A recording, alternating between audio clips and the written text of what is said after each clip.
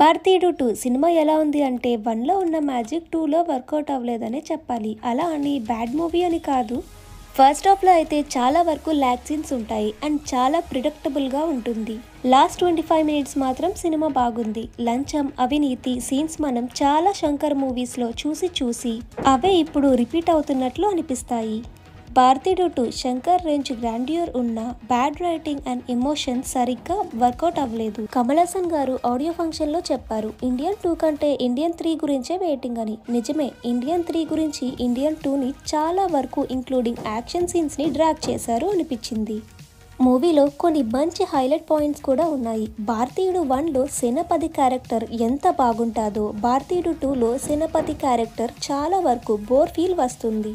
First హాఫ్లో కొన్ని scenes ఉంటాయి, ఫాస్ట్గా అయ్యేదాన్ని చాలా డ్రాగ్ చేశారు అనిపించింది. మొత్తం అంతా పార్ట్ 3లోనే పెట్టేస్తే అసలు పార్ట్ 2 ఎందుకు?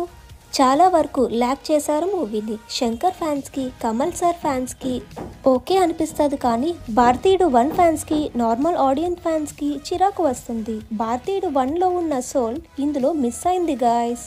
సిద్ధార్థ్ పోర్షన్స్ బాగానే ఉంది, రకుల్ ఏదో అలా ఉంటుంది అంతే. బాబీ కూడా పెద్ద పీకిందేంలే, రొటీన్ క్యారెక్టర్లా అనిపిస్తుంది. We miss you Vivek sir. SJ Surya just అలా వస్తారు, పార్ట్ 3లో ఎక్కువ ఉండొచ్చు. అనిరుద్ధ్ బ్యాక్గ్రౌండ్ స్కోర్ ఈసారి ఇంపాక్ట్ చాలా తగ్గింది. భారతీయుడు 2 సాంగ్స్ కూడా అంతగా ఏమనిపించలేదు, కానీ భారతీయుడు 3 ట్రైలర్ మాత్రం సూపర్ గైస్. అది చూసాక గేమ్ చేంజర్ కూడా సేఫ్ అనిపించింది. మొత్తం స్టఫ్ అంతా భారతీయుడు 3లోనే ఉంది. శంకర్ మార్క్ 3లో కనిపిస్తుంది, కానీ భారతీయుడు 2 కొంచెం ప్రాపర్గా పడి ఉంటే సరిపోయేది.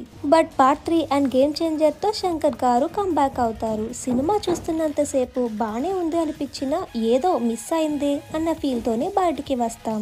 ఈ సినిమాకి నా రేటింగ్ 2.8/5. మరెన్నో మూవీ రివ్యూస్ కోసం మా ఛానల్ని సబ్స్క్రైబ్ చేసుకోండి, లైక్ చేయడం మర్చిపోకండి. జై హింద్.